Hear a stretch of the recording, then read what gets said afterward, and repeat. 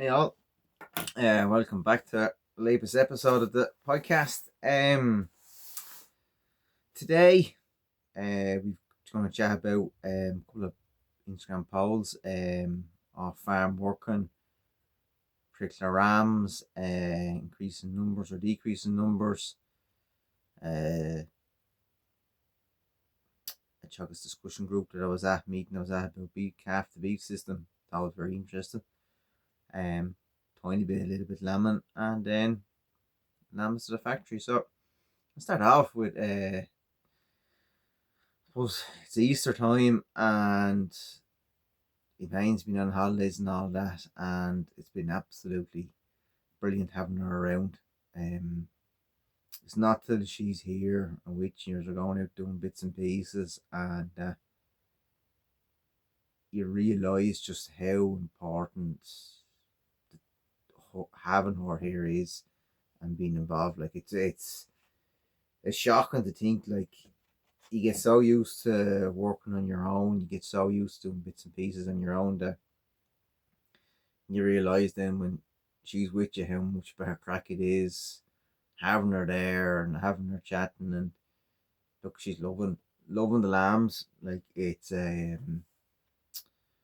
unreal how much she loves catching lambs. I think she catches them, cuddles every one of them, and really does enjoy it, like it, which is good. It's a good thing that she does. So it's been absolutely brilliant now having her when she's been off. So gonna miss her when she goes back to school, but sure, we look forward to the summer. So get into the first poll on the Instagram. Was I asked was, do you work off farm during the lambing? And part time was 16%, little as possible was 21%, full time was 55%, and other was 8%. Now, 67 people voted on it, and you could say 600 people seen the poll. So I can safely say that people didn't vote, kind of just didn't want, maybe didn't want to know their circumstances or whatever. But when I'm doing these polls, I don't really pay attention to who votes. I just look at the percentages and use it for this, so I have no idea who votes and what. But I think that it's interesting that even in a small number, that 55% of the people work full time during the lambing. And I suppose then that brings the question back, when they're working full time during the lambing, what breed of sheep do they have? Is this one of the reasons why the horn sheep has become so popular in Ireland in recent years, that because people are working off farm, they need a sheep that's hardy as could be, and that this is what it comes from. So one of the reasons that I done this poll was when I was doing the TikTok lives in the lambing. Someone asked when we were live one night and said, how often do you check the sheep? And I said, just as much as possible. Then I started thinking that back to us in Pleasantown sales one day about 10 years ago, maybe 8 years ago, and I was talking to a guy and he was telling me that he was working during the lambing, and his father at the time didn't understand why he was working, that he should be at home for the lambing, and he said there was a good bit of to and from between them about it. And I kind of said to him, sure, it is what it is. Like, the first thing was, at the time I didn't even know he was backing sheep, and then the third thing was, he was working probably about an hour and a half from home. So a full day, that's a 3 hour drive. I presume he's working 8 hours. That's a long day.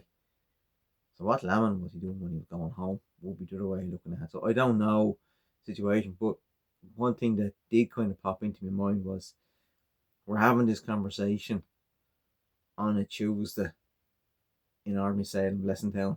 He was selling 20 ram lambs. Was nothing special about the day, so he could take the day off of work to stand in the sale, but couldn't take the day off of work to be home for the lambing. So to me, I was a bit confused by it. But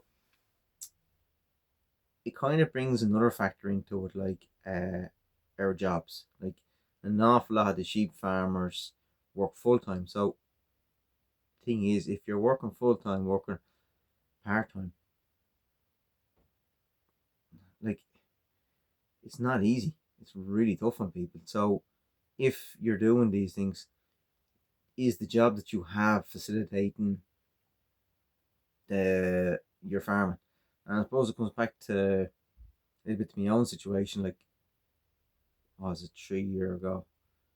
Yeah, 3.5 year ago, whenever it was, I changed jobs. I was in a job for 6 years. The job was close to home, and I thought I facilitated farming quite well. Like, it was balancing, but it just was a shithole to work in. So then I changed jobs and went to another place, and I had to travel. I enjoyed the job, but the traveling didn't facilitate farming. I left there and went driving a machine on the buildings. Again, it was a very challenging job to start off in because I knew nothing about what I was doing. But I did like the job. I loved what I was doing. But again, you had to be fully concentrated. You had to be there all the time. There was no such thing as your brain wandering off, and you couldn't be working long hours when you were doing it because you had too much responsibility on your shoulders. It didn't facilitate lambing. Then I changed job to where I am now, and yet it does facilitate the work-life balance of farming and having a full-time job because you've time off, you've no hassles in work. It's very flexible and it's really easy place to be. So I suppose on my generation, it's on is the onus is on, because we're farming full time. We have to kind of enlighten the next generation that when you're working, you need a job that facilitates what you're doing.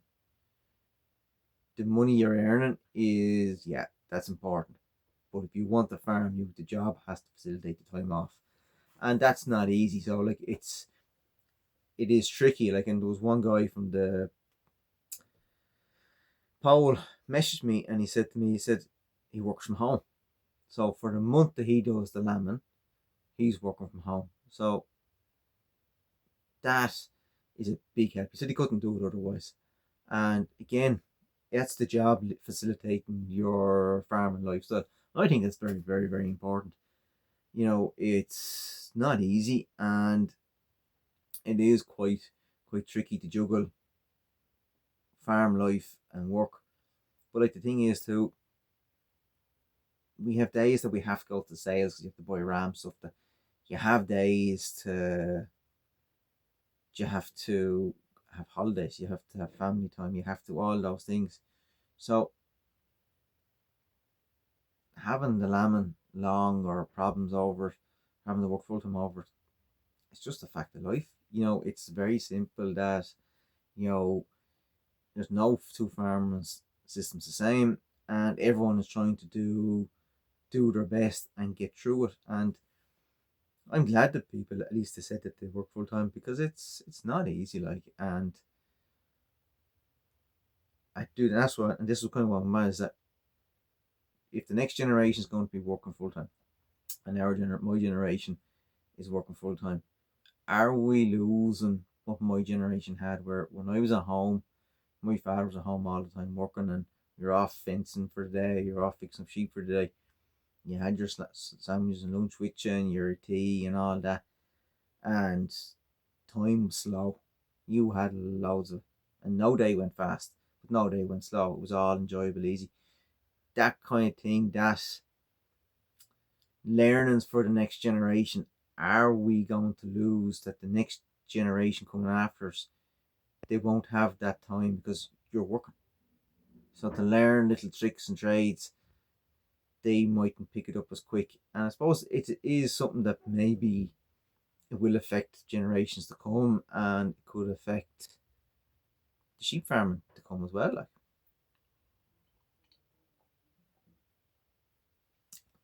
so then following on to that, I done another poll on Instagram, and it was simple as this. It was, lambing 2026, do you think your sheep numbers will increase, decrease, no lambing, or stay the same? So 103 vote on this. So that's a good sample size. 40% increase. 40% stay the same. 17% decrease, and 3% no lambing. So the fact that 40% are going to increase and the fact that 40% are going to stay the same, that means that's 80% of that them people, which is 80 people, and they're going to be pushing on in the sheep section next year. That's a good thing. That just gives, to my mind, a positive outlook for the sheep sector in years to come, because I was expecting the decrease to be a lot higher. I have to say, I was expecting at least 35% of the people to say we're going to decrease. But no, look, at that answers the question, like, of where sheep farm is going. Look, I'll do it again in the end of the year and see if it changes. But the fact that the prices is good, there's a good buzz around it, it does lead forward. So, supposing ourselves, are we going to increase? Yes, I'd say we will increase a little bit. I think it'll be the same or up a small number. 2027 again will be the same. Will be either similar numbers or up a small bit. I don't see an increase in the near future, because simple reason is this, is that the sheep trade is good, and we're trying to build up selling the mules, and we're trying to keep our Cheviot numbers up as well. So we're keeping a good bit of replacement stock. So we should keep our numbers up and see how it goes. But it's, and the thing is, already had a few inquiries about muley lambs. So that's a good sign for the year ahead. Then I ran another little poll. Which Cheviot ram would you prefer?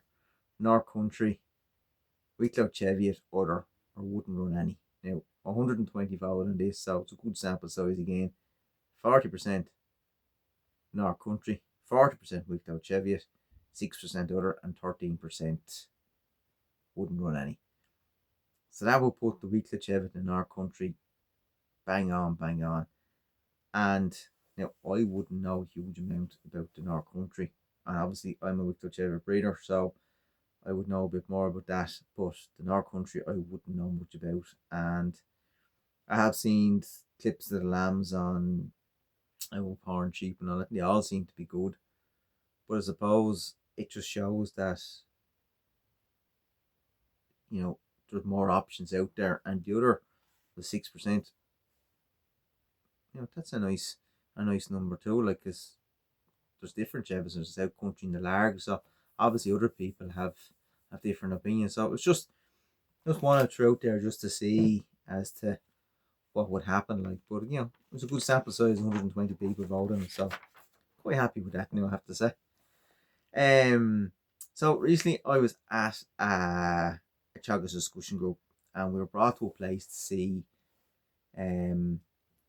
two places actually. We were in to look at calf to beast system and Yow's lambing. And calf to beast system, the person was starting off and they had a new machine, and it was good to see to start off of how it goes and how we're set up. And then they were lambing as well. And again, they had it was big Suffolk yows, and they were good yows, loads of grass outside when they were going out. So it was good to see. But the second place we went to, I have to say, I don't think I've ever seen a farm in this time here with as much grass in my life. He was well stocked for numbers wise, but he had some amount of grass. And there was a field we were standing in, and he said to me, that was grazed off a few weeks ago, and it's only growing back now. I was looking at going, my yows never see that much grass in their lives, let alone, that's only growing back. Like, so with the calf to beast system, basically what they were saying to us was, it's a good system. There is a bit of money in it, depends on what you pay for calves and stuff like that, but grass is key. And I suppose bringing that back to the sheep, then, isn't it the same? Like, the more grass we have, the cheaper the cost of running the sheep is. But the other thing that I took from it too was, when he was finishing the cattle, he was putting a lot of nuts into them. And I mean, he was flooring at them.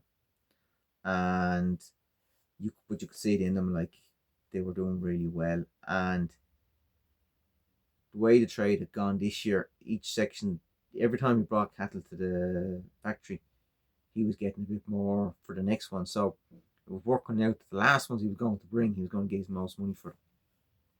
And kind of really what I was thinking about. Maybe people might say you were half mad, but I was thinking to myself, would that work for pet lambs?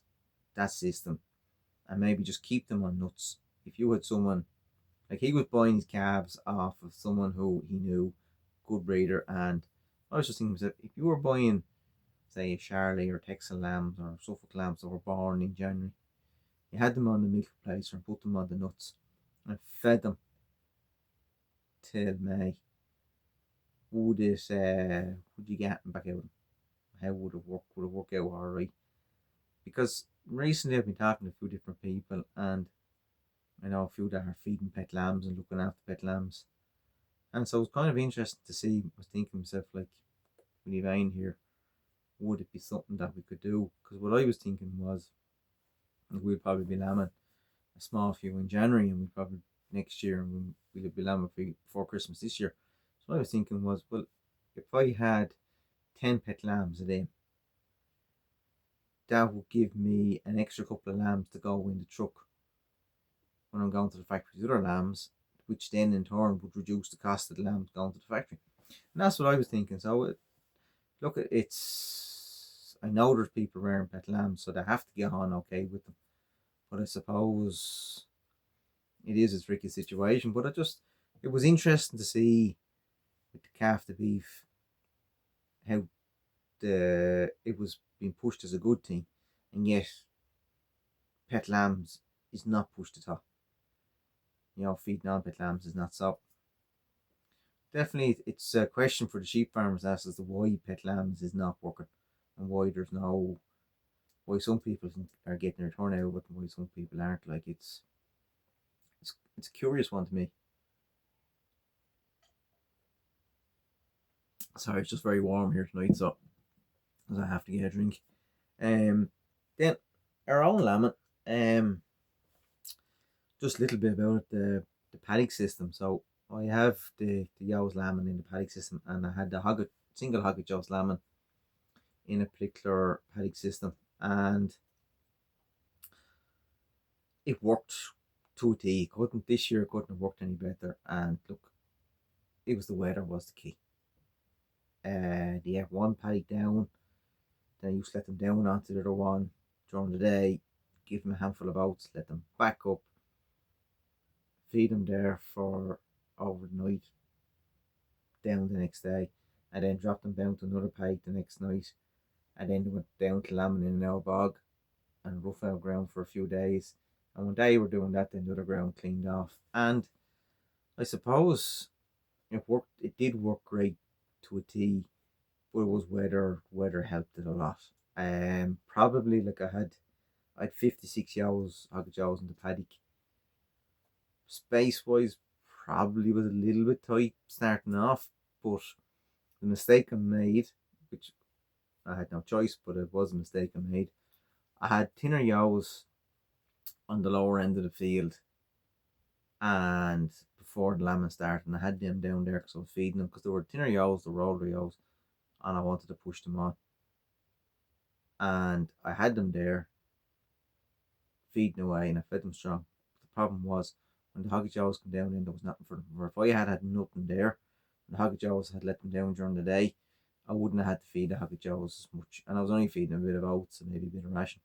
And they had the feed buckets with them, and definitely I think them feed buckets that I use, I find them very good, and I'll be using them next year definitely, because even at the moment the single hogget yows aren't getting any nuts. They're getting one feed bucket a week, and I have a room of white block with them as well, and there's not a hobble. The lambs are absolutely thriving. So and it wouldn't be an abundance of grass where they are, but they have a good run, like they have a good liberty. So because I move again, I have two gates where I open and close, so they can go to a new spot and graze for a few days, close up to their spot, and rotate them back around. So look, it's working well. So like our lambing, yeah, happy enough how it has gone, and we're sure, lambing's lambing. You will have problems. So at this stage, we have two fields kept up for silage. The two fields are kept up now. The plan is that them fields are going to get mowed twice. Now we hit them hard with the owls, and I purposely hit them hard with the owls because I wanted to get as much dung onto the field so that when they were kept up, that when the rain came, that what there was dung to wash in onto it, that it would give it a boost. Because I had twin yow stopped up on the field, and I fed them on it for 3 or 4 days to clean everything off, any dirt off it. And look, it is growing back now. It has started to pick up, so they're kept up a little bit now. We have the next fields that we're keeping up for the lambing. We have the yows on it. So we had our Dorset's yows on the grounds underneath, the bogs underneath, and they cleaned out all the bogs, cleaned out any roughes in it. So they're up on one of the fields now today, and for clean it off, and we're feeding the lambs.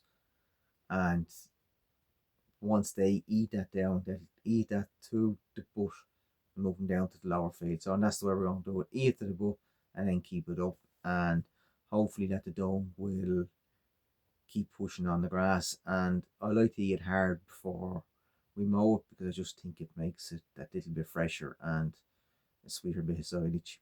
And plus, like, they're only going to be cut to once, so if they're going to be kept up for 6 weeks, or be kept up for maybe 2 months, maybe, and then mowed. So we'll see how it all works out. We brought lambs to the factory, and we had 3 lambs and we had 2 yows. So a couple of years ago, I brought the yows to the factory, and I think it worked out that I got €8 more for yows in the sale on the Thursday than I did for yows at the factory. The 2 yows that I brought to the factory, I think they were €30 or €35 something. For mine now, for a fact, I would have got €50 for them in the sale. So I wouldn't be bringing all yows to the factory again, and it was just to make up the load, because I hadn't got time to go to the sale and go to the factory. And I wanted to bring the lambs to the factory because the lambs killed out well. They killed out U grades, and they were all on the weight. They weren't big weights now, but they were all on the weights. And so I think one was over €200. Like, so they were good money, and I'm kind of focusing on not having them too heavy and trying to get a U grade lamb.